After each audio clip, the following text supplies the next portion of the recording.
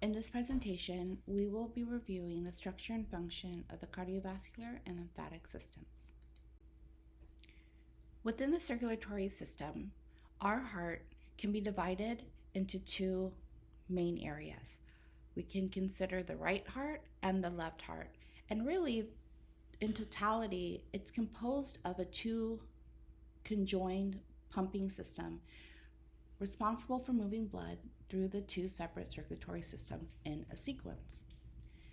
The right heart pumps blood through the lungs, whereas the second pump, or the left heart, pumps blood to deliver blood to the rest of the body. The left side, or the left heart, will send blood throughout the systemic circulatory system, providing the needs to all areas of the body except the lungs, remembering that that is the responsibility of the right heart, or the right heart pump.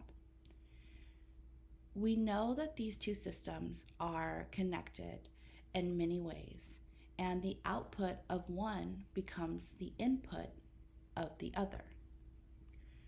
Arteries will carry blood from the heart to the rest of the body. They branch into arterioles and even smaller vessels, and eventually they become a very fine meshwork of capillaries that allow the closest contact and exchange between the blood and the interstitial space. We call this the interstitium. This is the environment in which cells live in. Then, from that area of the capillaries, venules branch back into veins that carry blood from the capillaries back into the heart. We do know that some of the plasma or liquid part of the blood will pass through the walls of the capillaries into the interstitial space. This fluid, which we refer to as lymph, is then returned to the cardiovascular system by vessels of the lymphatic system. The heart wall is comprised of three different layers: the epicardium, the myocardium, and the endocardium, and they are enclosed in a double-walled membranous sac referred to as the pericardium. And this pericardial sac has three main functions. The first one is to prevent the displacement of the heart during gravitational acceleration or deceleration. Also, it's a physical barrier protecting the heart against infection and inflammation, and these infections and inflammations can come from the lungs and the pleural spaces, and it contains also pain receptors and mechanoreceptors that can cause a reflex change in our blood pressure and even in our heart rate. The two layers within the pericardium we refer to as the parietal and the visceral pericardia. They're separated by fluid, this fluid-containing space called the pericardial cavity. The fluid within this space, called pericardial fluid, is secreted by cells of the mesothelial layer of the pericardium, and it lubricates the membranes that line this pericardial cavity. There's about 20 mL of pericardial fluid. Why is this necessary? Well, it enables them to slide smoothly over one another with minimal friction every time your heart beats. The amount and the character of this pericardial fluid can be altered, though, if the pericardium becomes inflamed. The smoothness of the outer layer of the heart, which is the epicardium, minimizes the friction between the heart wall and the pericardial sac, and it's the thickest layer of the heart wall, really the myocardium, that is composed of cardiac muscle and is anchored to the heart's fibrous skeleton, that we refer to as the heart tissue. The heart muscle cells, cardiomyocytes, they provide that contractile force which is needed for blood to flow through the heart into the pulmonary and systemic circulations when our right and left pumps are working correctly. Did you know that up to 1% of cardiomyocytes are replaced every single year? And over a lifetime, only about half of these muscle cells are replaced because it takes so long. This is pretty interesting as we look for therapies that will increase the rate of cardiomyocyte replacement for those that have had an MI, myocardial infarction, or for those suffering from heart failure. Then we go into the internal lining, which is a myocardium. The endocardium is composed of connective tissue and squamous cells. Within this lining, it's continuous with the endothelium, lines the arteries, the veins, and the capillaries, creates a continuous closed circulatory system. The great vessels of our heart are responsible for moving blood into and out of the heart by several veins and arteries. The right heart is going to receive the venous blood because it's coming back to the heart. And this venous blood is coming from the systemic circulation through the superior and the inferior vena cava. And this joins into the right atrium. However, blood leaving the right ventricle will enter the pulmonary circulation through the pulmonary artery, which then divides it into right and left branches of that artery to transport deoxygenated blood from the right side of the heart to the lungs. The pulmonary arteries will then even branch further to pulmonary capillary beds, and this is where oxygen and carbon dioxide exchange is actually occurring. There are 4 pulmonary veins, 2 from the right lung and 2 from the left lung, that's going to carry now that oxygenated blood from the lung to the left side of the heart. And this oxygenated blood will move through the left atrium and ventricle out into the aorta that will then branch into the systemic arteries that supply the blood.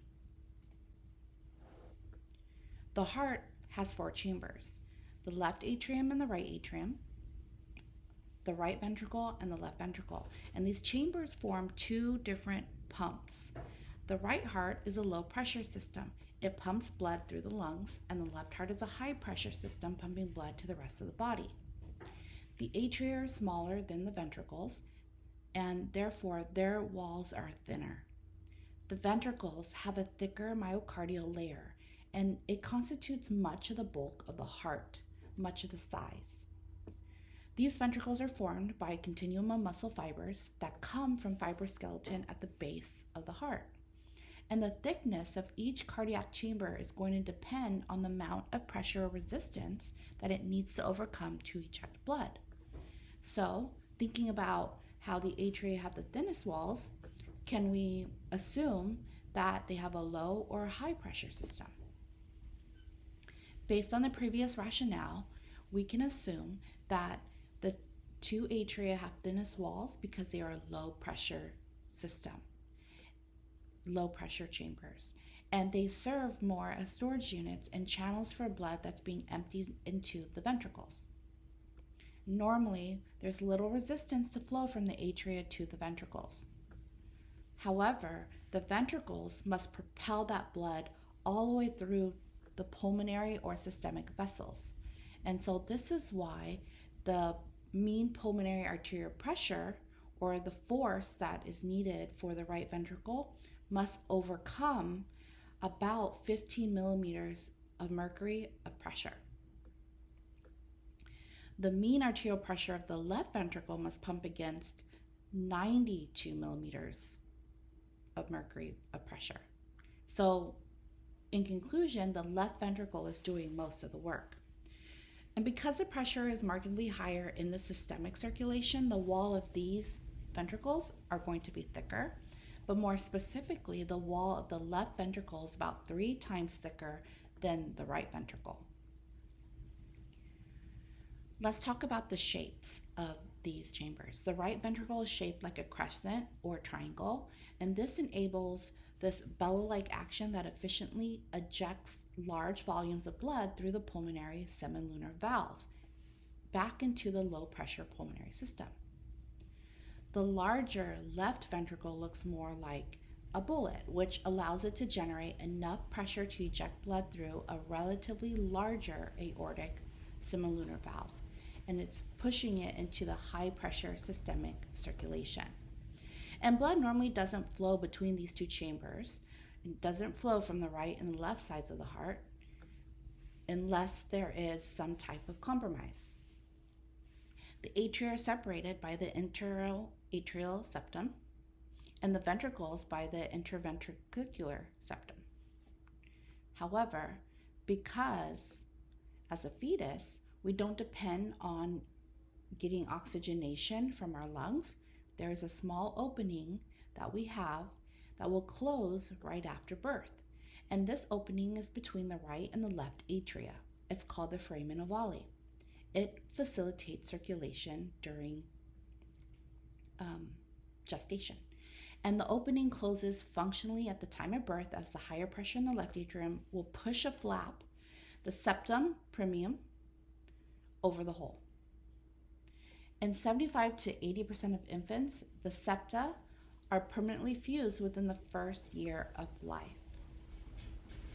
Did you know that up to 25% of adults have a patent PFO, or a patent foramen ovale?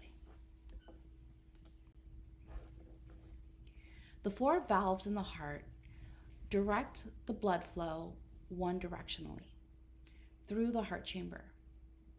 The arterioventricular, or AV valves, are termed such because they fall between the atria and the ventricles. The AV valve opens and closes, comprising of tissue flaps called leaflets. Sometimes we call them cusps. And they're attached to the upper margin to a ring of the heart's fibrous skeleton by chordae tenea at the lower end of the papillary muscles. The chordae tenea are holding on to these leaflets. The papillary muscles, extensions of the myocardium, help hold the cusps together and downward at the onset of ventricular contraction. And this is going to prevent the backflow of blood or the prolapse into the atria. The AV valve on the right heart, we call this the tricuspid valve because it has 3 cusps, so tricuspid. The left atrioventricular valve, we call this the bicuspid valve because it has 2 cusps. We also refer to this as the mitral valve. The tricuspid and mitral valves function as a unit because the atria, fibrous rings, valvular tissue, chordae tenea, papillary muscles, and ventricular walls are all connected. Together, these 6 structures are known as the mitral and tricuspid complex. And when there's any damage to any one of these 6 components, it can alter the function significantly and contribute to heart failure. So we really need to have an intact tricuspid and mitral complex. Now, the other 2 valves in the heart, they're called the semilunar valves. And these valves have 3 cup-shaped cusps that arise from the fibrous skeleton. And blood leaves the right ventricle through the pulmonary semilunar valves. And it leaves the left ventricle through the aortic semilunar valves. Well, how do we get blood flowing through the body? What is that cardiac cycle like? The pumping action of the heart really consists of both contraction and relaxation of the muscle, which is called the myocardium. And each ventricle contraction and the relaxation of that ventricle follows a cardiac cycle. Okay? And each contraction and relaxation is one cardiac cycle. And during the period of relaxation, which we call diastole, blood fills the ventricles. This is at rest. The ventricular contraction then is followed by systole. And during systole, blood is propelled out of the ventricles into the pulmonary and systemic circulations. Contraction of that left ventricle occurs slightly earlier than the contraction of the right ventricle. But there's 5 phases of the cardiac cycle, and it begins with the opening of the mitral and tricuspid valves. and also with atrial contraction. Closing of the mitral and the tricuspid valves as a passive ventricular filling begins marks the end of one cardiac cycle.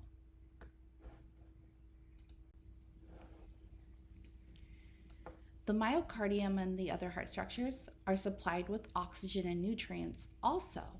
We have to bring blood to the actual heart, and this is done by the coronary circulation, which is considered part of the systemic circulation that occurs within the blood vessels of the heart muscles. The coronary arteries are really important because they are supplying blood to the heart, and they originate at the upper edge of the aortic semilunar valve cusps. They receive blood through the openings in the aorta called the coronary ostia. The cardiac veins then emptying to the right atrium through another ostium, and this is a large vein called the coronary sinus. The major coronary arteries are the right coronary artery, or the RCA, and we also have the left coronary artery, the LCA. They traverse the epicardium, myocardium, and the endocardium, and they branch to become atrials and then capillaries. So they are supplying blood through the different levels of heart tissue. The left coronary artery arises from a single ostium behind the left cusp of the aortic semilunar valve, and it generally divides into the left anterior descending artery, sometimes referred to as the LAD, or the anterior interventricular artery. This is supplying blood to portions of the left and right ventricles. Then it goes to the circumflex artery that supplies blood to the left atrium and the lateral walls of the left ventricle. And finally, the RCA originates from an ostium behind the right aortic cusp. It branches into the conus, supplying blood to the upper right ventricle. Then we have the right marginal branch supplying the right ventricle to the apex, and the posterior descending branches, which are supplying smaller branches to both ventricles. What's interesting is because women's hearts weigh proportionally less than a heart of a man, the coronary arteries are smaller in women. Within the coronary circulation, we have collateral arteries, and these form connections between branches of the same coronary artery or connections of branches of the right coronary artery with branches of the left coronary artery. Now, within the epicardium, we have more collateral vessels than in the endocardium, and these collateral vessels are formed through two different processes. We have arteriogenesis, which means new artery growth branching from a pre-existing artery, but we also have angiogenesis, meaning that there's a growth of new capillaries within a tissue.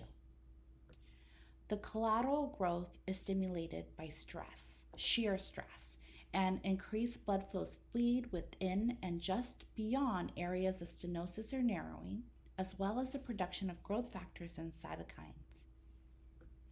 This collateral circulation will help supply blood and oxygen to the myocardium when it has become ischemic, or if it's followed by gradual stenosis of one or more of the major coronary arteries. This sometimes can happen with coronary artery disease.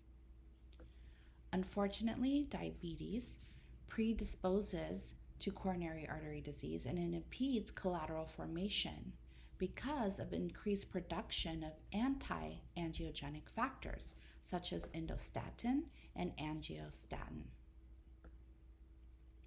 Our coronary capillaries help to provide a network of functional capillaries, allowing blood to travel from the arteries to the arterioles into these capillaries, where then oxygen and other nutrients can enter the myocardium.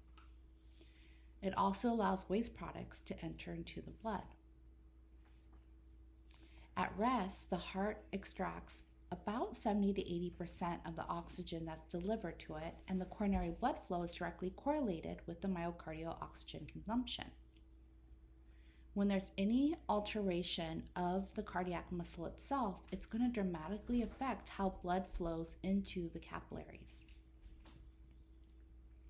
The coronary veins and lymphatic vessels are also an important part of the coronary circulation. Now, after passing through the capillary network, blood from the coronary arteries will drain into the cardiac veins that are located alongside the arteries. They travel together. But most of the venous drainage of the heart then is going to occur in the visceral pericardium. These veins will feed into the great cardiac vein and the coronary sinus on the posterior surface of the heart, right between the atria and the ventricles. This is called the coronary sulcus. And lastly, there's an extensive system of lymphatic capillaries and collecting vessels also that lie within the layers of the myocardium and the valves. With every cardiac contraction, lymphatic vessels drain fluid to lymph nodes into the anterior mediastinum. It empties into the superior vena cava. These lymphatics are important because they protect the myocardium against any type of infection and injury. So think of it as a filtering system right at the heart. This is an opportunity to test your knowledge. Which of the following is an accurate statement regarding blood flow through the heart? A. Blood flows from the left ventricle through the bicuspid valve. B. Blood flows from the right atrium through the aortic valve to the right ventricle. C. Blood flows from the right ventricle through the pulmonic semilunar valve. Or D. Blood flows from the left atrium through the tricuspid valve to the left ventricle. Now's a great time to pause and review the previous slides before answering.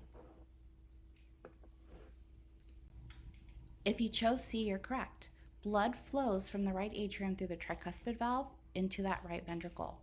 And then from the right ventricle, it's going to travel through the pulmonic semilunar valves to the pulmonary circulation. Now, once it's been oxygenated, it's going to go back to the left atrium through the bicuspid valve and to the left ventricle.